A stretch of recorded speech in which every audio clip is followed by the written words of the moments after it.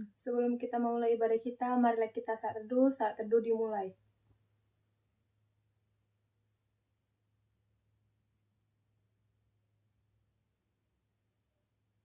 Saat teduh selesai, marilah kita menyembah Tuhan dengan lagu penyembahan, Ku Masuk Ruang Maha Kudus.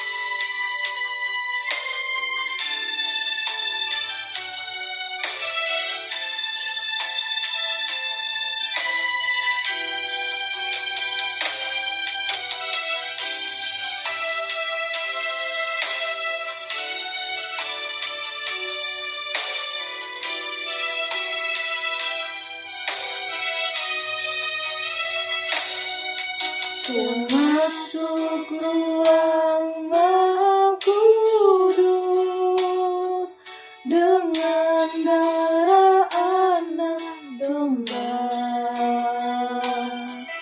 Ku masuk dengan hati tulus menyembah Yang Maha Kuasa.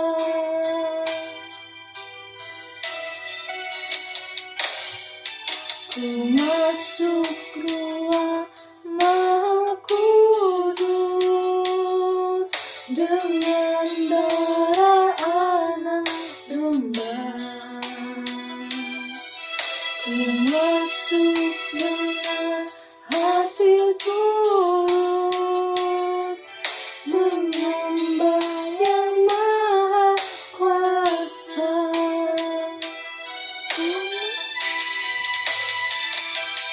Ku menyembahmu,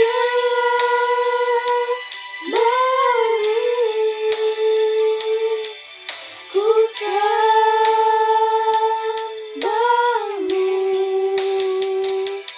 ku menyembahmu,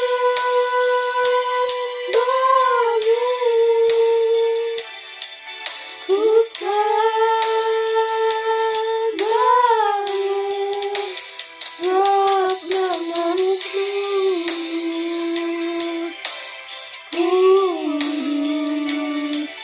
Tuhan.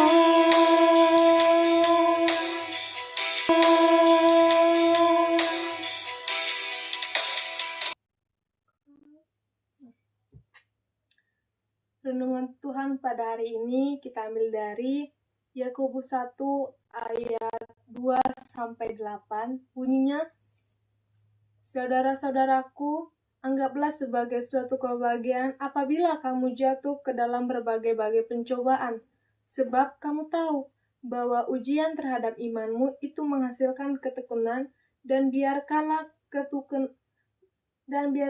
ketekunanmu itu memperoleh buah yang matang, supaya kamu menjadi sempurna dan utuh dan tak kekurangan suatu apapun.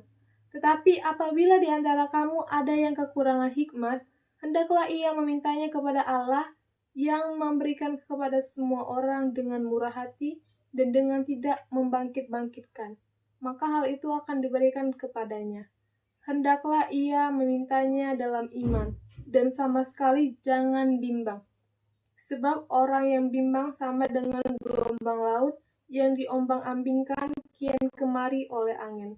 Orang yang demikian janganlah mengira bahwa ia akan menerima sesuatu dari Yesus. Sebab orang yang mendua hati tidak akan tenang dalam hidupnya. Demikianlah firman Tuhan. Tema firman Tuhan pada hari ini adalah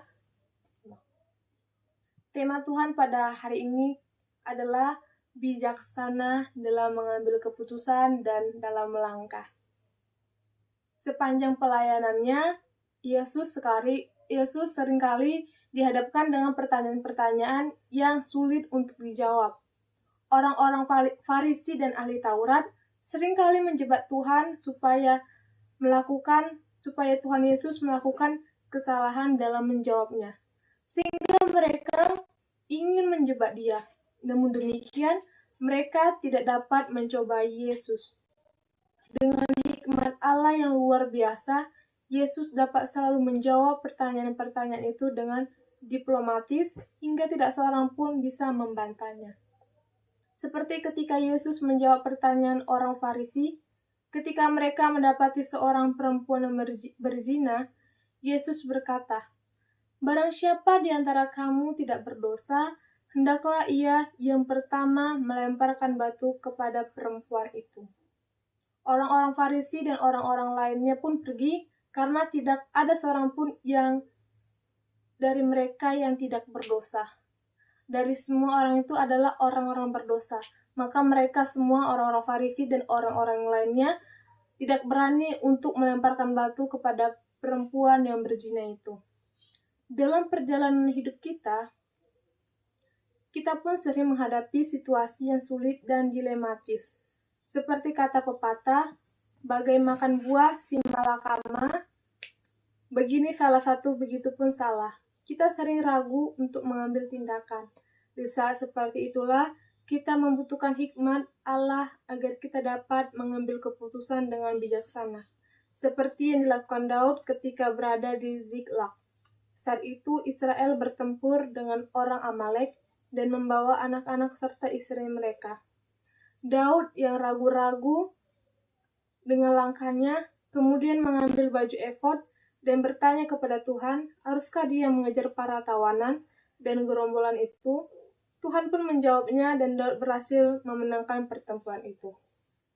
Kenapa Daud berhasil memenangkan pertempuran itu? Karena Daud percaya kepada Tuhan dan dia tidak ragu ataupun tidak bimbang kepada Tuhan. Iman yang kuat dan kasihnya sehingga ketika menghadapi pertempuran itu dia mengalami kemenangan. Tuhan tidak pernah menyembunyikan sesuatu pun di dunia ini. Hanya saja manusia yang kurang mengerti dan memahami bagaimana peristiwa bisa terjadi dan bagaimana pemecahannya. Jalan keluar itu selalu ada, dan dengan hikmat Tuhan kita akan menemukannya. Hikmat Tuhan akan kita dapatkan jika kita memiliki hubungan yang intim dengan Allah. Sebaliknya, jika kita bersandar pada pengertian kita sendiri, maka kita akan tersesat dan gagal meraih kemenangan. Jika kita meminta hikmat kepada Tuhan, maka Tuhan Allah akan memberikan hikmat tanpa meminta imbalan yang setimpal. Atau Tuhan juga akan memberikan dengan penuh tulus, kasih, dan ketika kita mengandalkan atau bersandar pada pengertian kita tidak menemukan jalan atau menemukan solusi setiap apa yang kita hadapi dalam melangkah. Oleh sebab itu, marilah kita sama seperti tokoh Daud yang selalu mengandalkan Tuhan dan percaya senantiasa hanya kepada Tuhan.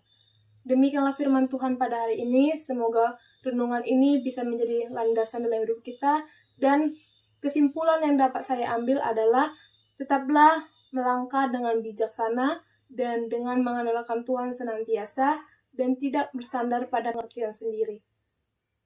Marilah kita berdoa. Ya Tuhan, terima kasih untuk firman-Mu yang Kau sampaikan pada anak-anak-Mu ya Tuhan. Kami telah mendengarkan firman-Mu Tuhan yang begitu hebat dan dahsyat. Karena ya Tuhan, setiap apa yang kami lakukan, apa yang kami hendak pikirkan dan kami langkahkan itu harus sesuai dengan kehendak-Mu, dan kami harus bisa berharap dan mengandalkan-Mu setiap waktu. Tuhan Yesus, kami ingin seperti tokoh Daud yang selalu mengandalkan-Mu, tidak ragu-ragu, tidak bimbang dalam melangkah, dalam mengambil keputusan, dan selalu menang dalam setiap pertempuran atau hal-hal yang kesulitan yang kami hadapi. Ya Tuhan, inilah yang menjadi doa kami, kiranya Engkau mengampuni dosa-dosa kami, memberkati orang tua kami dimanapun orang tua kami berada, memberikan umur panjang, kesehatan, serta murah rezeki. Di dalam nama Tuhan Yesus Kristus, haleluya.